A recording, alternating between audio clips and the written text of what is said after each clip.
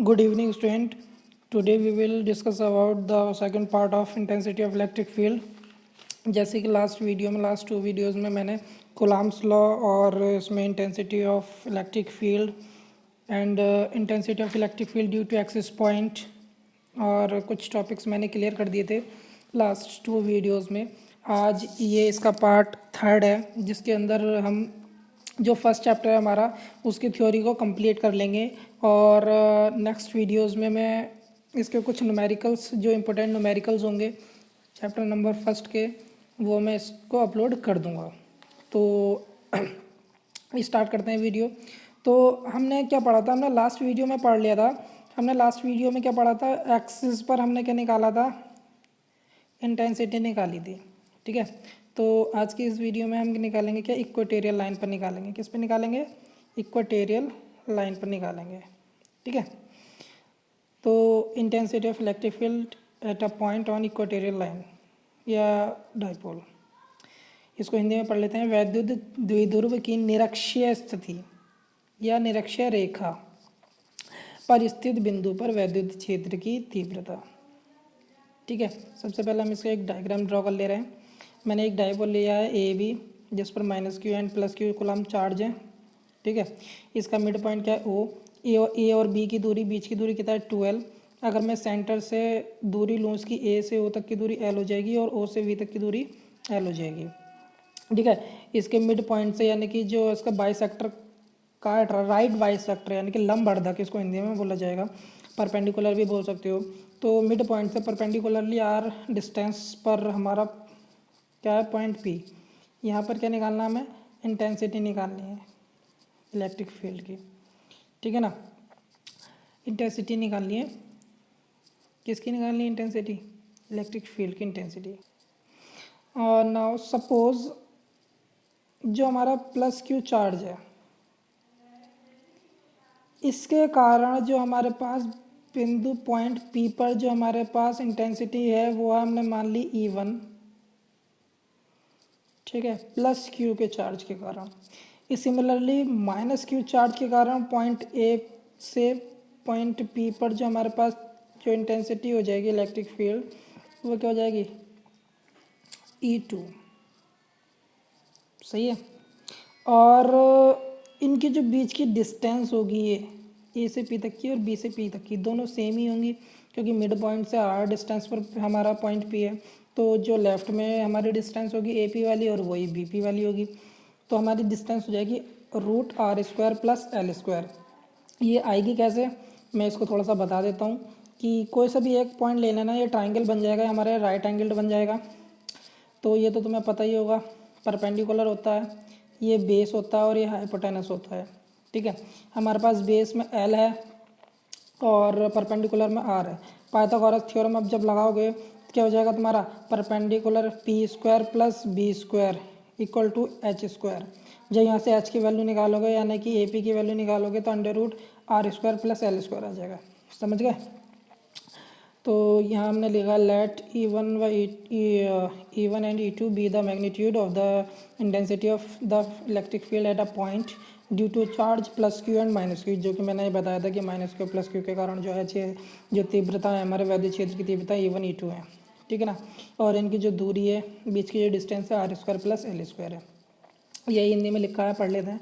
माना एक वैद्युत द्विध्रुव AB जिसका परिवैद्युतांक k है, k तो निर्वात वैक्यूम हो गया, इसको हम, ये तो कांस्टेंट होता है। ठीक है, एक मानते हैं इसको हमेशा।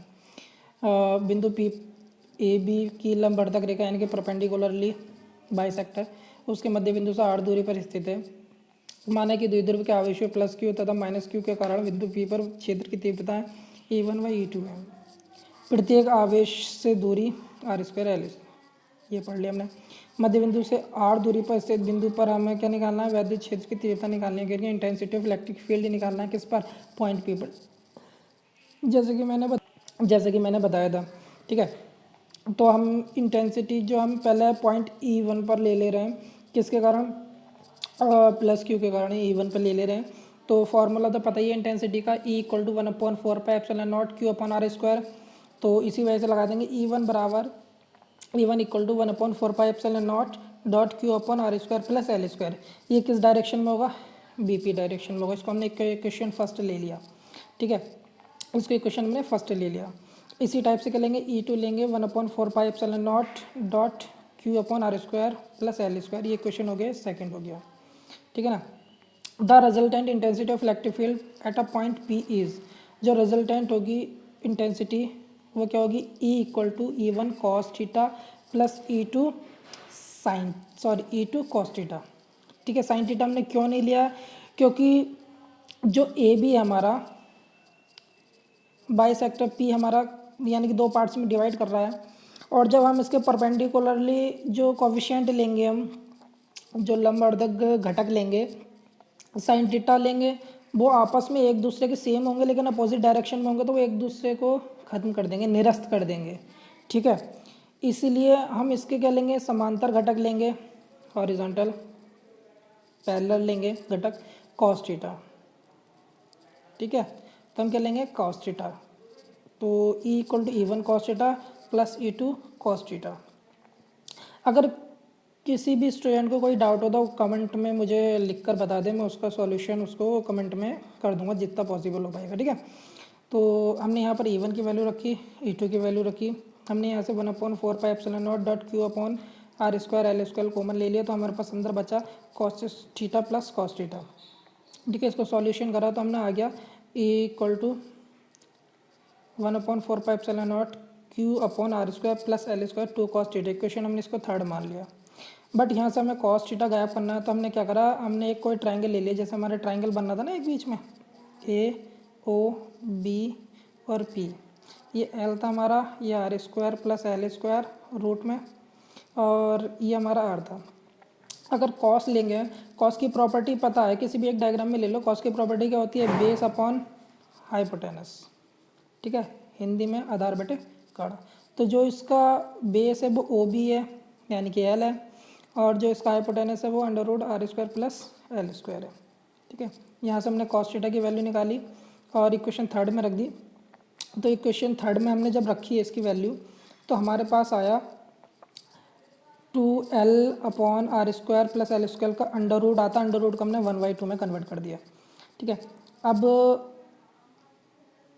पिछली क्लासेस में पढ़ा होगा कि जब हम किसी की मल्टीप्लाई करते हैं तो जो पावर्स होती हैं वो आपस में ऐड हो जाती हैं, ठीक है।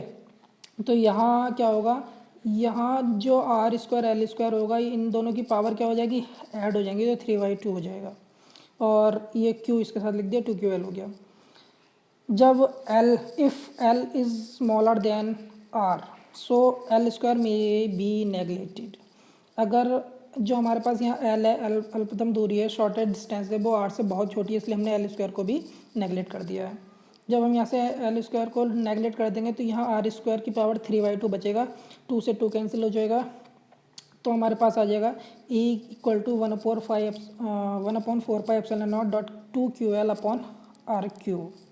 बट हम जानते हैं कि जो हमारे पास P = 2QL होता है डायपोल मोमेंट, ठीक है। तो 2QL की जगह हमने क्या रख दिया, यहाँ पर डायरेक्टली P रख दिया है। तो ये हमारे पास जो फॉर्मूला प्रूविंग होकर निकली है वो निकली है E = 1/4πε0 dot P upon RQ newton upon coulomb. ये हो गया हमारा intensity of electric field due to equatorial line, ठीक है। समझ में आ गया? जिसको कोई दिक्कत हो वो मुझे कमेंट सेक्शन में जो है कमेंट करके बता दे, मैं उसका सॉल्यूशन कर दूँगा, ठीक है।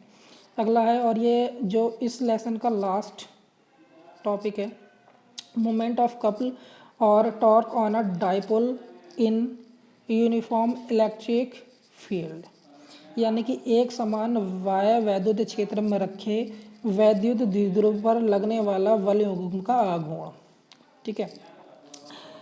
जब हम किसी वैद्युत द्विध्रुव को एक समान क्षेत्र में रखते हैं तब क्या होता है, तब वैद्युत द्विध्रुव पर एक वलयुग्म लगता है, ठीक है।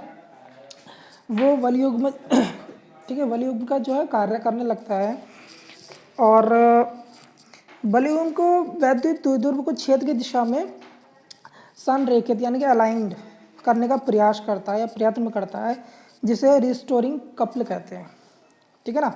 तो इसके बारे में जो है मैं अभी बताता हूँ आपको। इसका डायग्राम बना लेते हैं पहले। डायग्राम समझा देता हूँ। डायग्राम में क्या है, डायग्राम में हमने के लिए एक इलेक्ट्रिक फील्ड है हमारी, इसमें हमने के लिए एक डायपोल ले लिया, ठीक है, जिस पर -q+q कूलम्ब चार्ज है। फोर्स F एक तो इलेक्ट्रिक फील्ड की डायरेक्शन में लग रहा है, दूसरा फोर्स F विपरीत डायरेक्शन, अपोजिट डायरेक्शन में लग रहा है। इन दोनों के बीच की जो डिस्टेंस है वो क्या है, 12 है। और ये जो हमारा डायपोल है वो हमारा इलेक्ट्रिक फील्ड से थीटा एंगल पर रखा है, थीटा एंगल बनाते हुए रखा गया है, ठीक है। और इसकी परपेंडिकुलरली हमने डिस्टेंस लिए, जैसे कि मैंने अभी बताया था 12 sin थीटा, क्योंकि इसकी डिस्टेंस 12 है, 12 sin थीटा, ठीक है। इसके बारे में पढ़ लेते हैं। When an electric dipole is placed in external uniform electric field, जब किसी एक इलेक्ट्रिक डायपोल को किस में रखा जाता है एक समान वैद्युत क्षेत्र में रखा जाता है। एक couple act upon the dipole, this couple tends to align the dipole in the direction of field. तो वैद्युत द्विध्रुव पर एक वल युग्म कपल कार्य करने लगता है। यह एक वल युग्म वैद्युत द्विध्रुव को क्षेत्र की दिशा में संरेखित करता है। अलाइन का मतलब होता है संरेखित करता है। This is called restoring couple, यानी कि इसको बोलते हैं प्रत्यानयन बल, प्रत्यानयन बलागो। Let us consider an electric dipole placed in uniform field and -q+q be the charges forming the dipole and 12 the distance between them। जैसे कि मैंने बताया था कि भाई एक इलेक्ट्रिक फील्ड में एक डायपोल रखा है जिस पर -q+q चार्ज है और इनके बीच की दूरी 12 है, ठीक है। Due to electric field the charges experience an equal and opposite forces. Electric field के कारण जो हमारे पास चार्जेस हैं -q+q दोनों क्या है एक्सपीरियंस करते हैं इक्वल बट अपोजिट डायरेक्शन में फोर्स, मतलब दोनों समान फोर्स तो हैं बट अपोजिट डायरेक्शन में है, ठीक है। Since two forces are equal and opposite then the net force of the dipole in field 0। जब सेम है अपोजिट डायरेक्शन में तो ये आपस में कैंसिल हो जाएंगे, 0 हो जाएगा। Because both forces are equal and opposite direction in form of force pair that attempts to rotate the dipole in the direction of electric field। क्योंकि forces same but opposite direction में होने के कारण द्विध्रुव जो हमारा डायपोल होगा उसको क्या करेंगे, क्षेत्र की दिशा में घुमाने का प्रयत्न करेंगे, यानी कि क्षेत्र की दिशा में उसको घुमाने का प्रयास करेंगे, ठीक है, जिसे टॉ से प्रदर्शित किया जाता है या जिसे टॉ से डिनोट किया जाता है, ठीक है। हिंदी में है, माने एक द्विध्रुव एक समान क्षेत्र में थीटा कोण बनाते हुए रखा गया है जिस पर q कूलम्ब आवेश तथा बीच की दूरी 12 है, प्लस q आवेश के कारण एक बल क्षेत्र की दिशा में तथा -q के कारण एक बल क्षेत्र की विपरीत दिशा में लगता है। दोनों बल समान किंतु विपरीत दिशा में होने के कारण एक बल युग्म का निर्माण करते हैं जो द्विध्रुव को क्षेत्र की दिशा में घुमाने का प्रयास करता है। अतः टॉर्क का मतलब बल युग्म का आघूर्ण इक्वल टू क्या होता है, फोर्स इंटू परपेंडिकुलर डिस्टेंस, जो इनकी परपेंडिकुलरली डिस्टेंस होती है ये वाली, ठीक है, जो मैंने ऊपर 12 sin थीटा लिखा है। तो टॉर्क को हम tau equal to F into 12 sin theta, 12 sin theta क्या होगा हमारा परपेंडिकुलर डिस्टेंस होगी जो मैंने ऊपर डायग्राम में बनाई है, ठीक है। और हमारे पास F equal to Q E होता है, यानी कि intensity of electric field E बराबर F अपॉन क्यू, वहाँ से हमने F की वैल्यू निकाली तो क्यू ई आ गई। तो हमने यहाँ ऊपर F की जगह क्यू ई रखा तो tau equal to Q E dot 12 sin theta आ गया, ठीक है। तो यहाँ पर हमने क्या रखा कि E को एक अलग लिख लिया और 2QL sin थीटा को अलग लिख दिया। क्यों लिखा, क्योंकि हमें पता है कि भाई डायपोल मोमेंट क्या होता है, P इक्वल टू 2QL होता है।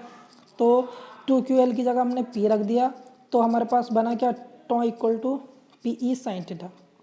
यही हमारा क्या हुआ, द्विध्रुव पर लगने वाला बल युग्म का आघूर्ण हो गया। बट इसकी दो कंडीशंस होती हैं। कंडीशंस एक, ठीक है, कंडीशंस पहली, ठीक, यदि जो हम एंगल जिस एंगल पर हमने सपोज इस एंगल पर रखा था ना इलेक्ट्रिक फील्ड में, सपोज ये एंगल 0 यानी कि हम इलेक्ट्रिक फील्ड के पर रख दें इसको सीधा करके, यानी कि कोई एंगल ही नहीं बना रहा हो, एंगल 0 बना रहा हो, तब क्या होगा, टॉर्क हमारा क्या होगा, 0 होगा, ठीक है। इसी टाइप से अगर थीटा की वैल्यू 90 है, यानी कि हम इसको क्या कर रहे हैं, हम इसको जो डायपोल है उसको हम 90 डिग्री के एंगल पर रख रहे हैं, तो जो क्या होगा, इस पर लगने वाला बल आघूर्ण यानी कि इस पर जो लगने वाला टॉर्क होगा वो अधिकतम होगा, यानी कि टॉम एक्स बराबर पी ई साइन 90, साइन 90 की वैल्यू 1 होती है, तो टॉम एक्स बराबर पी ई।